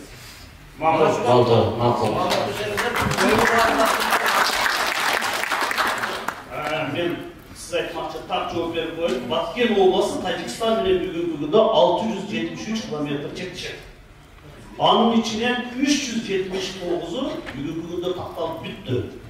Emin taktalıp bitti degen bu Doğulu region. Adeta hiç kim var emez. Bilmiyorum kaçsa kanat tuğda, kanat tuğda, kanatlı barım uçup bölüklerini ben ayta albayım, biri alacak taktalı büyüttüleri 294 kilometre günde taktalı değil. Buna siz tak cevap verip koyduğunuz bu. Bir. İkincisi, janagıday injinerin оборудование деп koyuyoruz. İnjinerlik cumuştu, angolu, zımbosu, 5 katarı, 6 katarı. Bırak bunu hazır. Biz kılalbayız. Sebebi nizam çıkış gerek. Anın özü nizam dolu var. Çegara iki taraflı da Toskondaдағы сөзсіз түрде Тәжікстан мемлекетімен сөйлестіру анан кейін тақталады. Үшінші мәселесі өтіп кирип кетіп жатат дейсіздер, албетте мына бүт барын тарих шешеді. Мына бір мәселені біліш үшін мен дайыма Баткен облысындағы айтамын, жаңа жетекшілер алмашып-алмашқанда бұл жерден чыр-чатақ шықты, білесіңер ме тарихын ұшы жердің депші. Мысалы ұшы айтамын, өткенде Галамойдың тұшындағы кемелі баяқ кішінің маңғасы бардың, азыр пост Салдықта жашқан жер, ал біздің князьдей бар. Ошоның қызыл кітебі бар да, мен о 2005-2006 жылдың несілерді айтып отырмын. Ал іші келіп, Байгородты сейіп жүрген, қадымгідей. Анан өткенде керу алып тұрып, балардың жолықшыға губернаторлары келіп тұрып, чекарачылары келіп тұрып, мына біздің жер, мынау жерден дейді. Біз емді чүрінде өй тұрамыз, сен алчақта беркі бетті 07 гектарын біз алып оғымыз. Анан өкөңді тұрабыз, ал кішінің қарамын, біз көрі алып оғымыз да. Анан мен айттым, тарихын білесің бе, бұл жерде мына дәлдің оған қызыл кітебі бар. Сіздер мына 3 жыл бұрын келіп тұрып, біздің территория дейсіңдер депші. Мен айтқан нәрсем бұл емне деп отқаным, жаңа келіп кетіп отады депші. Ушундай мәселелер бар. Біз тараптан дағы, алар тараптан дағы бар, сіздер бұлар түсініңіздер. Алар тараптан дағы илашып жүреді. Мына жер біздікі екен деп, біздікі еді. Мына айлы үкімет мынау жерде отырады азыр. Құнды айлы үкіметі чошыр үшін 1 сантиметр жылса дағы бүгінгі күнде зычу болып кетіп тұрады. Ошондуктан ешким ойлобош керек. Мына Тажикстан биз тарапка кирип кетип калды бекендештер. То есть бүгүнкү күндө жумуш ушундай жүрүп жатат. Биз дагы бүгүнкү күндө катуу турабыз. Мен дайыма деле айтып бердим, жумшак башкаруу системасы болуш керек. Бүгүнкү күндө чын эле катуу болбосок, биз мисалы үчүн алдыга жыла албайбыз. Мен өзүм деле коркуп атам, жумушту алып кете албайтам го депчи. Бирок катуу талаптарды коюп туруп, бүгүнкү ошол коюлган тапшырмаларды баары биз аткарып кетишибиз керек. Ошондуктан бүгүнкү 4 сааттык жолугушууда бир канча маселени айтып алдык. Урматтуу мекендештер, көрдүңүздөр, биз деле ар бир маселеңиздерди деле жана ким айтып атты, окуй айттыңыз депчи. Мисалы үчүн эштерден жанагы издебейде сразу жооп берип аттым. Себеби биз эл кыдырып, жер кыдырып, ар бир проблеманы басып өтүп атабыз. Кайсы жерде проблема чыкты, ошол жерге барып көрүп калбасам, эртеси эгер суроо бергенде бирөө кагаз издеп баштайсың, кайсыл жерде ушул нерсе жазылып турат депчи. Ошол принциптен алыс бололу деп биз элди аралап иштеп жүрөбүз. Ошон үчүн баарыңыздарга урматтуу мекендештер, чоң ыраазычылыгымды билдирип кетем. Сөзүмдүн аягында бар болуңуздар, Баткен жергесине барганыңыздарда биздин эшик ачык, келиңиздер. Бизде башкаруу системасы Баткен областында өтө, мындайча айтканда, жөнөкөй, кичпейилдик менен ошону менен бирге өтө талап каттуу. Ошон үчүн сиздер барсаңыздар, биз сиздерди тосуп алабыз. Эң маселенин бири болуп туруп, мен сиздерге айтып кетейин, сиздер ошол жака бир кандайдыр бир мындай инвестиция тартсаңыздар, кандай бир жумуш ордун сиздер дагы ачканга жардам берсеңиздер. Анан сиздердин проблемаңыздар болуп жатат бул жакта миграция боюнча мына Россия Федерациясынын территориясында жүрөсүздөр, бул жакта мына элчиликтин кызматкерлери дагы бүгүн канча 4 кызматкерлери келип атайын сиздерде кандай маселелер бар экендигин укканы келиптир. Мен ойлойм сиздер бул Москва шаарындасыздар, тыгыз иштешиңиздер керек. Чынындачы мына элчилик менен бул эл себеби дегенде сиздерге биз таянып атканыбыз, сиздер Кыргызстандын экономикасына өтө чоң салым кошуп атасыздар. Аны баары билишет. Ошон үчүн сиздерге шартты биз түзүп беришибиз керек. Ошон үчүн урматтуу жыйындын катышуучулары, баарыңыздарга чоң рахмат. Өлкөбүздө тынчтык болсун, экономикалык жактан өлкөбүз өссүн. Баткен чегарасы бек болсун дайыма. Сиздер менен биз дайыма Баткен элдин өсүшүнө чоң салымды кошуп туралы. Ушуну менен мен эртеге Кыргызстанга кайра кетем. Жакшы калыңыздар, тынч болуңуздар.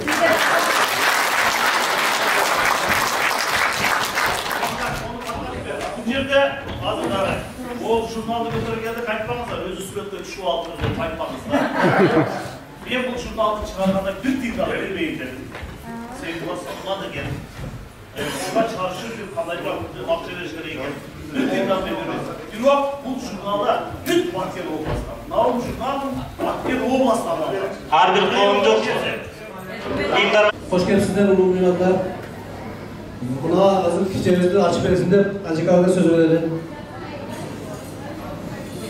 Bismillahirrahmanirrahim. Elhamdülillah. Vessalatu vesselamu ala Resulullah sallallahu Assalamu aleykum ve rahmetullahi ve berekatuhu. Hurmatlı bari menin жақын туғандарым, мекендештерим. Пайғамбар саллаллаху алейхи ва саллям кимде-ким Аллах Тааланын барлығына бийлигине акырет күнүнө ишенсе коногун сыйласын дейт. Бүгүн мана биз губернаторубуз баш болуп суу бою Карабактын мен туғандарымда конок болуп отурабыз. Иншаллах кенен сөздөрүбүз анан болот. Азыр чайга карап бираз чайлашалы. Рахмат сиздерге. Бөтөн элде, бөтөн жерде жүрсөңөр да монтуп жакшынакай дасторкон салып бизди күткөнүңөргө. Анан кечеэле мен 20 жылдан бери айылда айт намаз окуган эмес экенмин. Кече барып айт намаз окуп, айт намаздан кийин ар бир туугандар зыярат кылып өтө эң болуп кетти. Кубанып иншалла. Бүгүн дагы келип, кече ошолорго айтып эле, эртең Москвада жолугушуу бар деп, алардын да саламын алып анан кенен сүйлөшөбүз, аман болгула, бар болгула.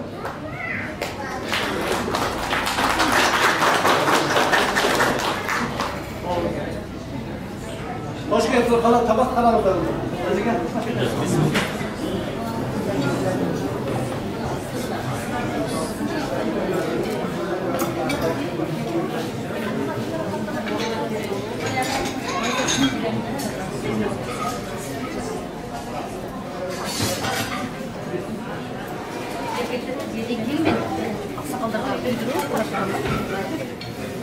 Ya kadar. O çok kulaklı o. Yolda su.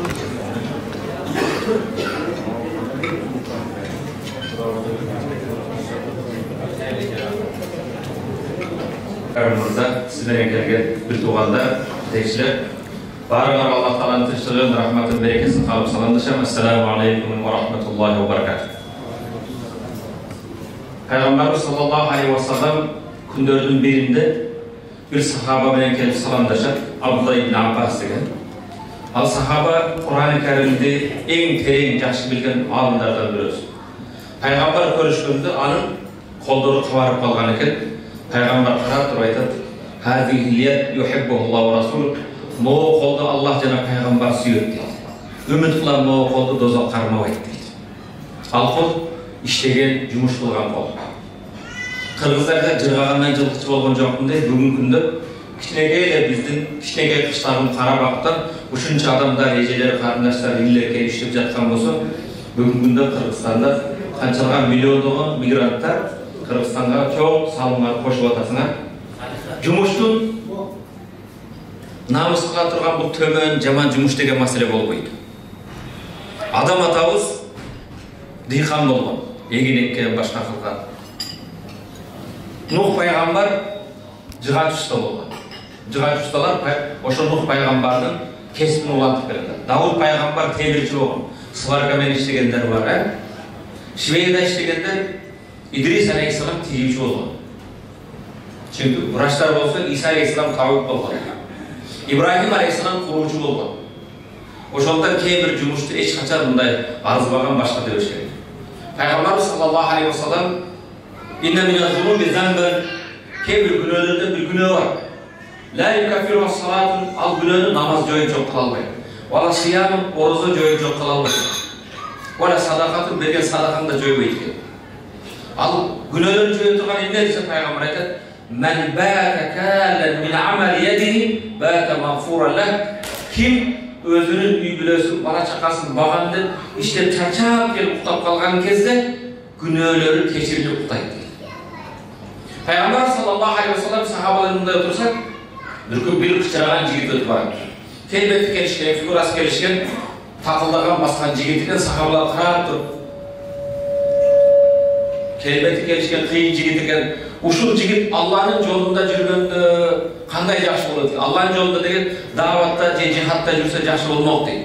Пайғамбар қарап тұрып айтады, бұл сіздер көрген жігіт, егер үйіндегі ата-енемді бағам деп жүрсе, бұл Allah'ın жолында дейді. Егер сіздердің алдыңардан өтіп барған бұл жігіт дейді, үйінде өзінің өмір жолдаш бала шақасын бағам деп жүрсе, бұл Allah'ın жолында дейді. Егер бұл жігіт дейді, сіздер көрген жігіт, өзінің намысын қорғайын, тиремшілік башқа қылбайын деп жүрген болса, бұл Allah'ın жолында дейді. Alemi jön özünün kelbetin başkasını көрсөтөм деп жүрсө, бұл шайтанның жолунdadır. Keremetli Kur'an-ı Kerim'de kaysilerinde innellezine amanu Allah'ın varlığına bilge iman keltirgendir деген ayet gelse артынан ve amel salihat жақсы амалдарды жасағандар дейді. Dinimizde jumuş деген нәрсе en негізгі мәселелерді. Allah Tebaraka bizi yaratқанда bir oğuzumuz var, iki kol, iki kut menен yaratқан. Allah famşu fi manakibiha Tabarak surası, Mülk surası. Famşu fi manakibiha ve kulu min rizqin жердің чар тарауында жүріп, басып жүріп, рызқыңарды тауып жегіле дейді. Отырып алып, алмақыш оғызма түштеген болмайды. Кейді тікенді отырғызып алып, тікендің астында 30 жыл илап Алладан алма сұрасаң, алма бермейді. Алма дейін деген адам, алма көшетін отырғызып, астыға іштеп, жұмыс қылсан, Аллахтарға алма бөлмесін деді. Çünkü андай отырған болса, biz бұл жұмыс қылғанда, жұмыс келерін таксават етіп білесің, башқақ білесің, Bağırların cumhurlar bu Allah Tebaraka suyuyor. O şöyle kezde her biri altınlarda kançalanan üy bloğunu karabatasın. Kırgızistan'ın bütçesi 2 milyar dolardan körük olsa, o şöyle çağıkça Rusya'da bizden mekendeşlerden var oldu. Çındığında biz prezidentimizin ökülüne oturgan kezde uçlayıp atadık. Ben karabaka oylanmayın dedi. Ne oylanmayız? Buna karabaka karabacaklar şunca jigitler var eken karabaka Akçalay başalay candan verip жатқан kızlarımız, ballarımız var eкен. Çındığında sizlerden bizim memlekette koşup жатқан salımlar öte жоғарғы meselelerden işinlerge daim iyilik olsun. Peygamber sallallahu aleyhi ve sellem özünün ümmetlerini cumhurşa çatırgan. Keremetli Kur'an'da 72 yerde akimus salat, namaz oldu. Ardından vaatü zekat verdi.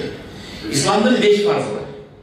Birisi Allah'ın varlığına bilge iman getirip, ikincisi 5 vakit namaz oku, üçüncüsü zekat veriyor, dördüncüsü Ramazan ayında oruza karmau, beşincisi ömrümde bir yol acıga var. Bırak aytayın деген mesele, kaysi yerde namaz olsa namazın ardından zekat verir. Zekat деген нәрсе ne? Жылына çöntөгүнө келип majbur alına turgan налог салык эмес ал. Zekat $2000 akışta kıyını var adam, $2000'dan $50 çıkarıp bir yetimge, bir cesirge, bir muhtaçıga veriyor. 30 koyu, 40 koyu var adam, bir kozusun bölöge alkarı veriyor. 30 uyu var adam, bir yaşar torpağını bölöge veriyor. 40 uyu olsa, 2 yaşar torpağını bölöge veriyor. 5 bölösü olsa bir koyu veriyor dedi. Bu zekat, İslam dinimizde neye zekat? Zekat kim verir? Kimler verir zekat? Bayadan verir. Dinimiz baylığa çakırır, jatolukka çakırmaydı. Dinimiz amal kılıp, akça tap işlegenге çakırır. Peygamberimiz mallarını zekat jep koyup olsun deydi. Kanday zekat jep koyup olsun? $2000 tursa, je 40 koydan bir kozunu berdi. 39 kaldı zekat verildi. Anı östür деген söz. Zekat menen jok bolup ketmez, anı daim östürüp başka kılıp dur деген söz.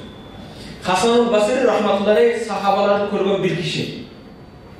Bir gün bir jigit işinde öte iyilikte жүрген, үй бүлөнү башканы багып жүрген, bir gün oturat da aytat, men de акырет үчүн иштесем болбойбу дейт. Бул дүнүйө деп жумуш кылып жүрдүм, эми акыретим үчүн иштейин, бирок барып шейхтен Хасан Басырден сурайын, таркы дилеп кой, дүнүйөнү таштап, Аллага берип акырет үчүн кезип отуруп алып собулук кылам дейт. Хасан Басырдын жанына келатса, жолдо көзү көр болуп, канаты жараланган bir kanatlığı körüp kaladı. Karaytlar bu çimçıktın közü kör bolup kalıptır, bir kanatı jaralanıptır. Bunun rızkısı kaydan geletiyle tan kalıp karap dursa, başka bir kanatlı alıp gelip tümüşüğü benim janagı közü kör bolup kanatı jaralangan kanatlığı toygozup ketedi. Janagı jigittin içine uşu közü körpögen kanatı jaralangan çimçıktın da rızkısı kelip atsa, men de meçitten çıkmay otursam menin de rızkım kelet ekeyen deydi. Kelip turup Hasan Basır'a aytat, men sizden kengeşe edip kelatkanmın, bирок sizdin kengeşinizge kajet kalgan yok. Men jolda kanatı jaralangan, közü kör çımçıkka, başka çımçıktın rızk alıp gelgenini gördüm. Emin bundan keyin men işimdi, jumuşumdu, ticaratımdı, soğudalımı toktodup, meçitte otursam dep çeşteyim. Toğu dedi, doğan jeri uşul söz. Hasan Basır mınday dedi. Kanatı bolup, közü körpögen kanatı jaralangan çımçık siyahtı biröөгө tamak aş bергенден көрө sen közü kör bolup jaralangan kanatı boluunu tandadыңбы дейт. Az seler ошондой башкаларга жардам берүүчү. Эч качан жараланган көзү көрдүн эмесин кармабаш керек. Жумушуңар Кудайыма шүгүр, бул жерде өтө көп жумуштарды кылып атасыңар. Жараткан Аллах табарак ишиңерге ийгилик берсин. Ömrüңөргө береке берсин. Keçeli ayında ben öz bir 20 жылдан beri özüm tuğulup ösken ayında ayet namazı, cuma namazı okuyan emeskemmin. Ayet namazı okuduk, bardığında şu yerde birinin ağam, birinin de eceğin, birinin, enin, birinin ömrü yoldaşı başkalar bağırken barınaga jalındуу ısık salamlarını ayttı. El tinç, aman. Peygamber Aleyhisselam tiril kezinde 10 sahabanı sen beyişke giresin dedi. Kaçan? Onu dağı bardığı, bunlar milyonerler olmadı. Bardığı baylar olmadı. Başkalarına yardım bergen. Kembagallar emez. Bir oşol lekezde ötkönde de kelip aytsam elге ötө jakkan keçe Karabakta atalarga, bir tuğanlarına karmaydı. Bunlar Rusya'da oturup alıp bir o akça bastıra durgan bulardın bir emesi yok. Akçаны havadan alıp yatkan yok. Çeketerinden kıynalıp biröö kol juup, biröösü taksabat edip başka. Oşolardan kelgen akçаны da önömdögülü. Keyleri janağı israf maselelerde tiyalı. Allah Teala Kur'an-ı Kerim'de kulü vaşıraq ve la tusrifu innehu la yuhibbul musrifin. Cemile, içkile, israf kılmakla, israf kılganlarda Allah süybeydi. Oşo israf kerçilikte başkana keybirden tiyatrokan bolsa, Peygamber sallallahu aleyhi ve sellem hubbul vatan minel iman, mekeni süyü imanlılıktadır. Turab, uşul jerde erjigittin bilgin kelse de, ötkön vaktına kançalık köngül burat. Oşonda ele, özünün jerine bolgon kusalığı, jerige bolgon kusalığı, jerige bolgon süyüğü, bu da erjigittin negizli maselesi. Oşondan bayağı jerimizde oylap, köptömen jardam berip atpısınlar. Kiyçerek özü-özünde kelerinde bağırlaşa turgan, kepi suroronga жооп бере турган маселебиз бар. Бирок мен сөзүмдүн башында кыска силерге бир эме берип коеюн дедим. Негизги маселени биздин акыркы кезде президент баш болуп, өкүлчүлүк баш болуп, ошо биздин айылдарга айрыкча чекте границада жашаган айылдарга жакшы көңүл бурулуп атат. Өткөндө Рамазан нечистерибиз президенттин ооз чарын берген кезде президент өкүлү менен ошол өзүнүн офисинде жолугуп ошол жерде акыркы эмеде карабак барып чырактарды койгон столбада жарыктык эме менен камсыздаган кийин суу маселеси башка маселе. Бул маселени менден жакшыраак билет. Чындыгында эл менен тыгыз иштешип жатса, азыр мен сөздү Абдыкарим мырзага берсем, азыр көптөгөн Карабак жөнүндө башка жерде сүйлөп аттым, кадыр эле айта бербей шашпаң. Булардын баарын айтып, булардын жүрөгүнө бир кубаныч тартып алам дедим. Анда келип сөз сизде.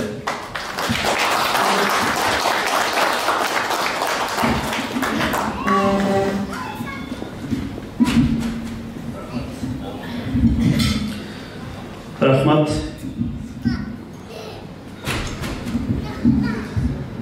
Абдышакыр ажы Қарабақша сөйлейді, же официалды түрде сөйлейді? Екіге бөлініп сөйлейміз да біз. Қандай болса бола береді. Қарабақша. Мен бүгін құрметті мекендештер, бұл залға кіре қалсам зияда жүріп тұр. Зияда? Қапсайдан келіп зияда жүріп тұр десеңіз, шошып кеттім. Қачан азыр көріп, қачан ақшаны бересің? Себебі дегенде бұл сөздерді айтып отырмын, ақырқы жұма зияда мені тақапалы кабинетте ше. Ақшаны бермесеңіз болмай, ақшаны бермесе. Мен анан тұрып sıra сізден сұрадым. Бұл зияданың ежесі бі кемесі десем, бір туған ежесі кер. Мен оқшаштырып сізді танып қалдым да. Анан кейін сүйінуді там бүгін азыр, мен ішіндір азыр Абдышакыр ажыға айттым, болды мен су бойы Қарабақтан қорқпаймын дедім. Себебі мына қолдаушылар бар екен аларды. Поддержка қылушы адамдар бар екен деп тұрып, ошо сөзді ошо айттым эле чын эле. Ошо үчүн чын эле бүгүнкү күндө Карабак, су бойы Карабакты Кабылкысын сиздерди баарыбызды сыйлап келген президент жүздүн Баткендеги өкүлү президент Абдыкарим мырза бул киши менен келген делегацияга баары Аллах Таала иштерине ийгилик берсин, жүрөктөрүнө бекем иман берсин, адал рызкы берсин, рызкына береке берсин, элибизге, жерибизге, dinimizge ушундай адилеттүү ак кызмат кылуу насип этсин. Кудайым жаман сөздөн сактасын, жаман көздөн сактасын. Аллах Таала дайым иштерине ийгилик берип, Аллах Таала өзү колдосун, рахмет келет. Бул кишилердин азыр дагы жолугушуусу бар экен. Бара берсин, биз аралашабыз. Урматтуу мекендештер, өзүңүздөргө маалым болгондой, былтыркы жылы Баткен областынын Баткен району, Лейлек районунун чек аралаш аймагында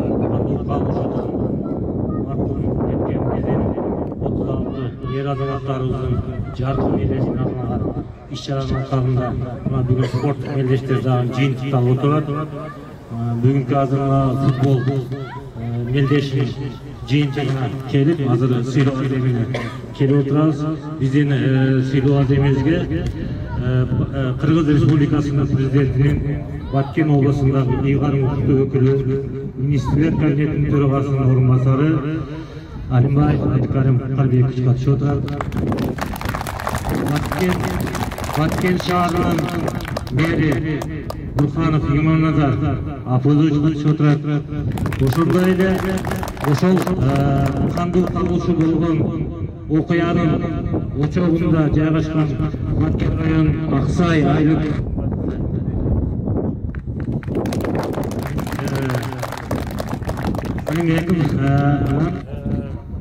Leylek rayonunun Cangıcer ailesi, Kulunda ailesinin başçısı Taşkortaya. Anda ошол жыйынтыктоочу сөздү сыйлоо аземине чейин биздин Кыргыз Республикасынын Баткен областындагы ыйгарым укуктуу өкүлү, министрлер кабинетинин төрагасынын орун басары Алимбаев Адикарим Калбекович келет.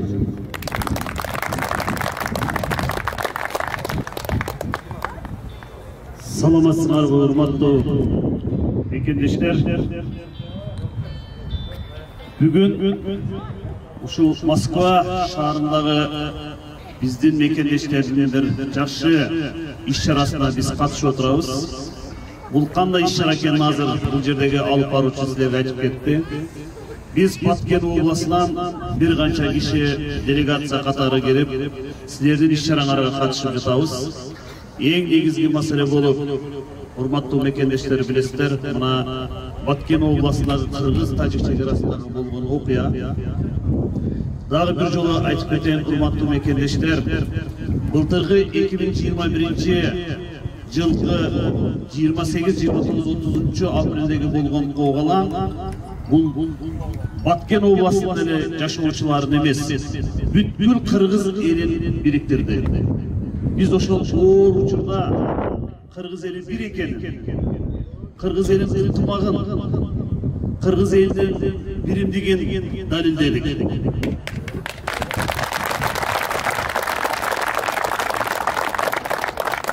Ошол учурда биздин Кыргыз эли кайда болсо дагы, Кыргызстанда канча бурч болсо дагы, Kırgız eli kaysı жақта жүрсе дағы көптеген жардамдарды көрсөттү. Мына мен ошол жерде болуп тизмелеп турдук. Канча силерден жардамдар барып атты.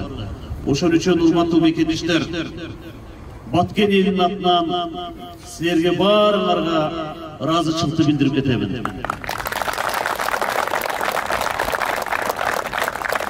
Мен азыр ушул жерде туруп дагы кичине бир эсиме келип кетип жатат. Ушундан бир 20 жыл мурун Москвада окуп кеткенмин. Ал убакта учур башкача эле. Биз өзүбүздүн мекендештерди шаарда көрбөй элеген жерде. Бирок азыр биздин эр жигиттер келип жакшынакай иштерди жүргүзүшүп, моондой иш-чараларды бирдикте өткөрүп аткандар биздин кыргыз элинин чоң жетишкендиги жана ийгиликтери. Себеби дегенде биз ынтымактуу болушубуз керек. Кайсы жакта жүрсөк дагы бири-бирибизди колдоп жүрүшүбүз керек. Biz bu Moskva şaharına gelgenimizin sebebi buna Batken Börüksar Kuomu atayım bizi çakırıp ben bu Moskva şaharına gelişti ülke başçısından ruhsat surap andan keyin gelip oturabız. Bir kança maселелерди biz süйлөшүп алдык.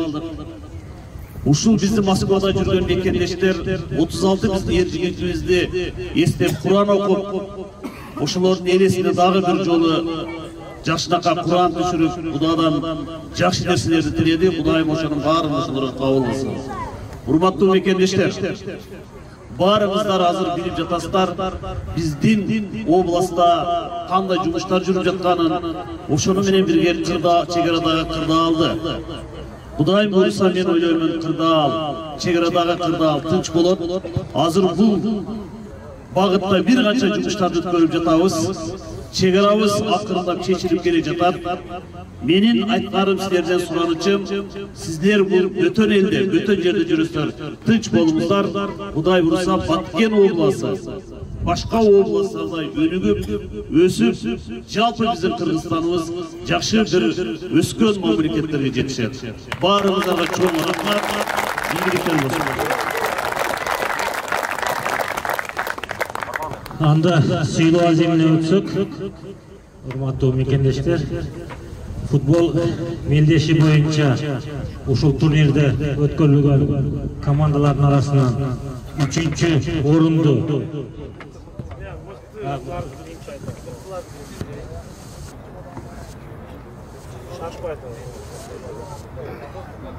Кыргыз Республикасынын президентинин Баткен областындагы ыйгарым укуктуу өкүлүнүн атайын диплому менен Россия Федерациясынын Москва шаарында эмгектенип мекендештер арасында өткөрүлгөн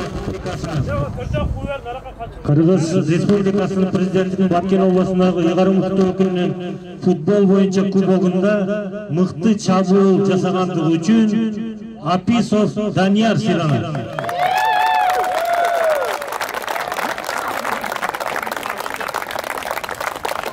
Сарозор командасы.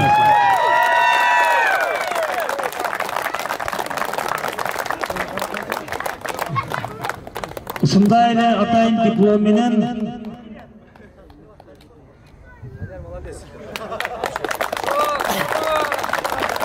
мыкты оюн көрсөткөндүгү үчүн Чоңалай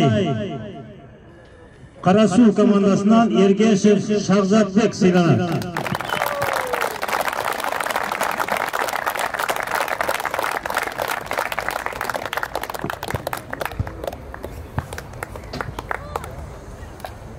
Ушундай эле атайын диплом менен мыкты дарбазачы номинациясында Ноокат Араван командасынан Халилов Нурсултан.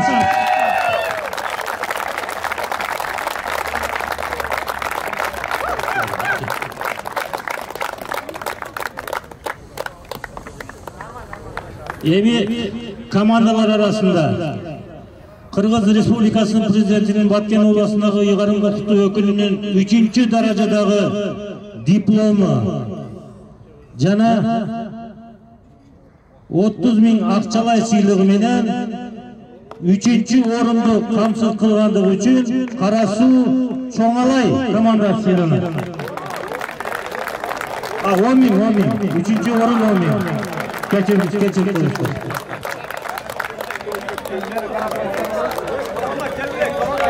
Komanda kelgile, üçüncü orun komandası. Medallarını tağınıp. Komandanın kapitanı. Kelgile komandanın.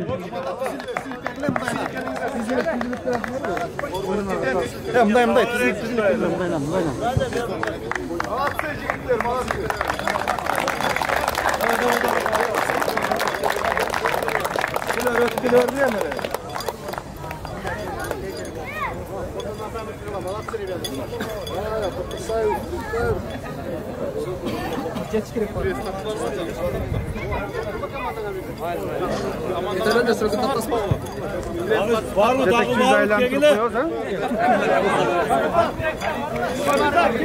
Günün ikinci derecedagi diplom menen ikinci orundu iyelegендиги үчүн Ноқат Араван командасы атайын диплом менен жана 20 000 акчалай сыйлык менен сыйнады.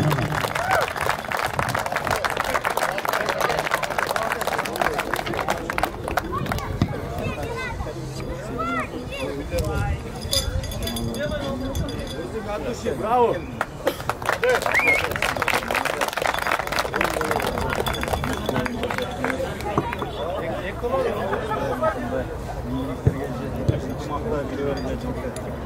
Күннен кейін сыйлық тапшыру үшін айлана сатып қояды, естер үшін сүріп тап қояды.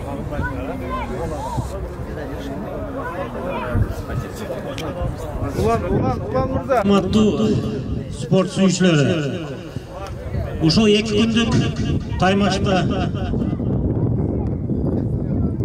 Кыргыз Республикасынын президентinin Баткен областындагы Ыйгар Мукты өкүлүнүн 1-даражадагы диплом менен 1 орунду ээлегендиги үчүн Чүй Сарыөзөн 1 командасы 1-даражадагы диплом атайын өкүлдүн Атay клубunu жана 30 000 акталай сыйлыгы менен сыйлады.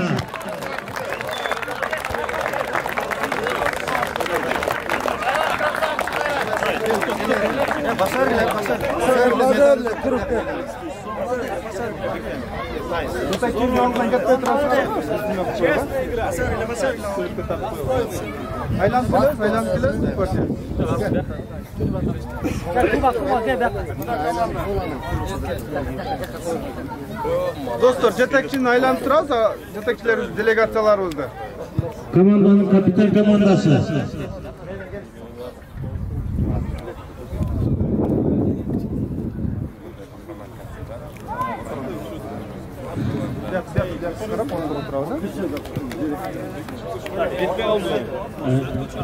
Атайын переходящий кубогу менен сыйланат.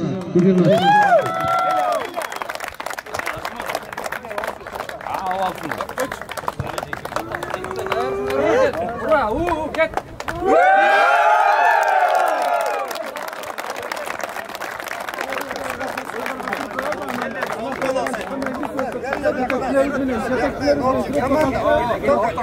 Бахтияр мырза, чыгып койсоңуз.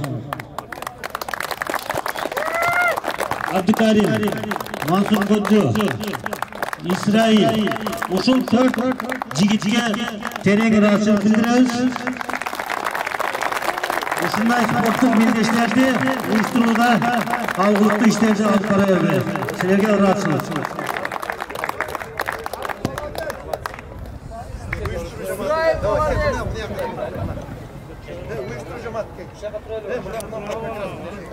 Дайым турнир өтүп жатат, өттү, Кудайым буйрса. Эң жогорку деңгээлде өттү. Баткен Өрүкзар коомуна терең ыраазычылык билдиребиз. Ынтымагыбыз бекемдей берсин. Жогоруда айткандай Баткен окуясында мынакей кыргыз элинин ынтымактуу эл экендиги дагы бир жолу далилденди. Мындан ары ошо ар дайым тынчтык болсун өлкөбүздө. Бүгүнкү турнирге катышкан оюнчуларга ийгилик каалайбыз. Ал эми бүгүнкү жеңишин ээси болгон Сарыөзөн Чүй коомунун командасына куттуктайбыз.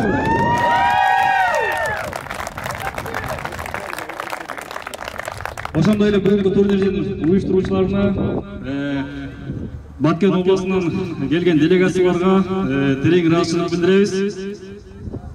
Чоң рахмат. Аллах разы болсын. Құрбан болған мекендеріміздің арбаған Аллахың бейішінен насип болсын. Рахмат анда урматтуу команда катышуулары. Ушу менен белдештик жабыктып жарыялайбыз.